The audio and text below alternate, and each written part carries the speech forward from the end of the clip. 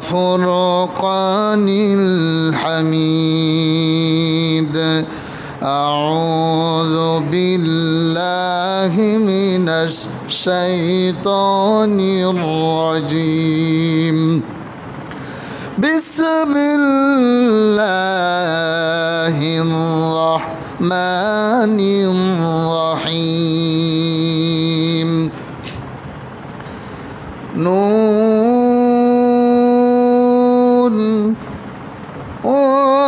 والقلم وما يسطرون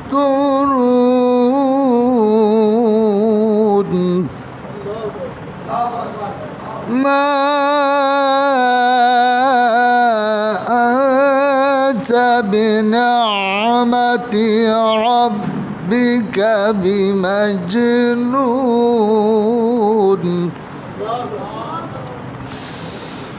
وإن لك لأجرا غير ممنون وإنك لعلى خلق عظيم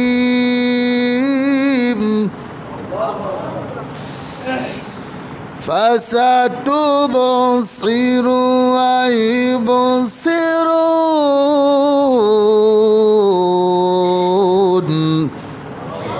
بأيكم المفتون.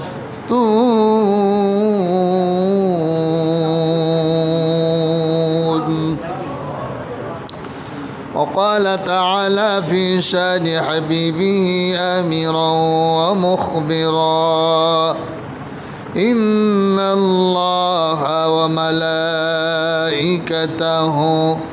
يصلون على النبي يا أيها الذين آمنوا صلوا عليه وسلموا تسليما.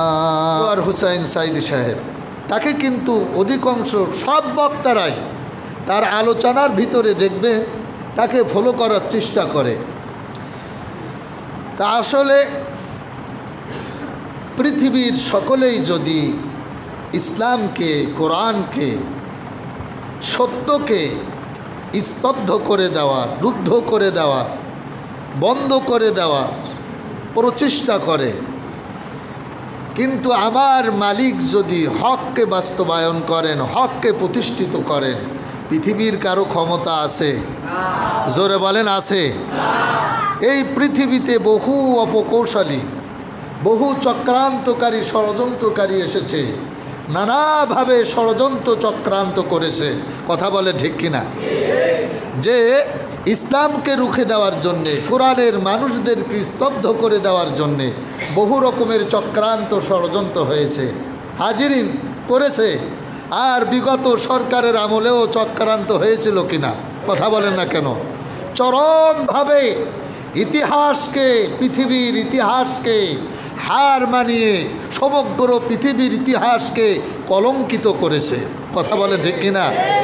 হাজিরিন, আমি যে আয়াতে কারিমা তেলাওয়াত করেছি সূরা কলাম থেকে, এই সূরার যে অবস্থা, এই সূরার যে একটা সার, হাকিকত, মূল, এর ভিতরে এই বর্তমান বিগত সরকার সহ বর্তমান পৃথিবীর একটা মিল আছে।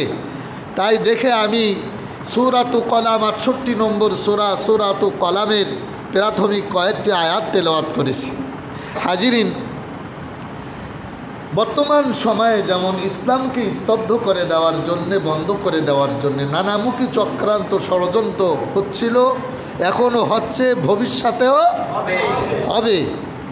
তা তাদের চক্রান্ত ষড়যন্ত্র কেমন ছিল তার একটা চিত্র সূরা কলামের ভিতরে উল্লেখ করা হয়েছে। যে মানবতার নবী, বিশ্ব নবী, নবীর নবী, মহানবী, আশরাফুল আম্বিয়া নবী মুহাম্মদুর রাসূলুল্লাহ সাল্লাল্লাহু আলাইহি ওয়াসাল্লাম, তিনার মতো আদর্শের মানুষ পৃথিবীতে আর হবে না। জোরে বলেন হবে। পৃথিবীতে আর আসবে না, হবে না। এত সুন্দর চরিত্রের মানুষকে তদনীন্তনকালে মক্কার কাফের মুশরিকরা পাগল বলেছিল।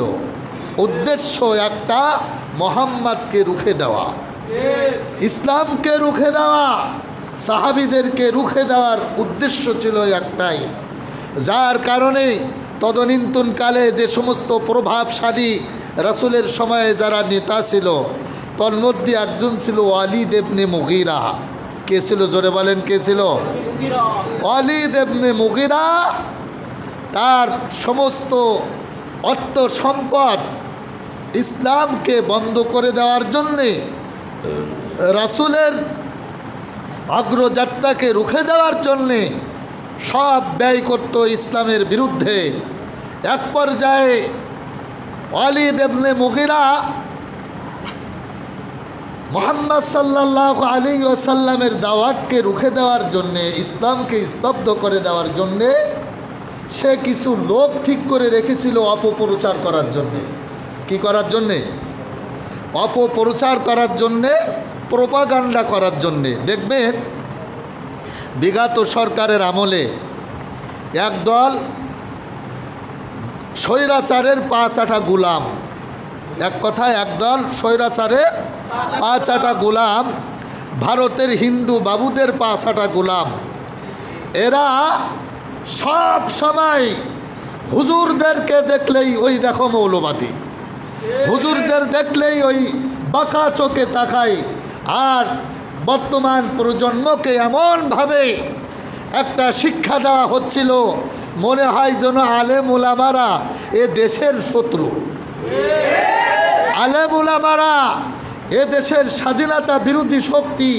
এটা বুঝাবার জন্যে প্রত্যেকটা মোড়ে মোড়ে, প্রত্যেকটা বাঁকে বাঁকে, প্রত্যেকটা পদে পদে তারা লোক ঠিক করেছিল।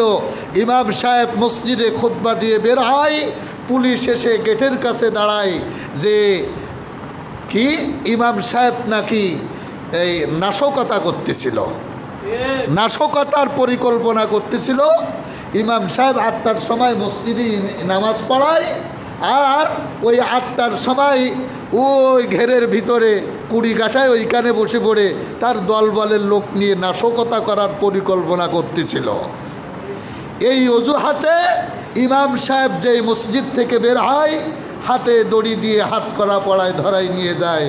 কি ব্যাপার, এখন তোমাদের সে বাবুরা গেল কোথায়? তোমাদের সেই বাপরা গেল কোথায়? এখন পালাবার জায়গা খুঁজে পাচ্ছ না। শুনে রাখো, কথা বলতে হয়,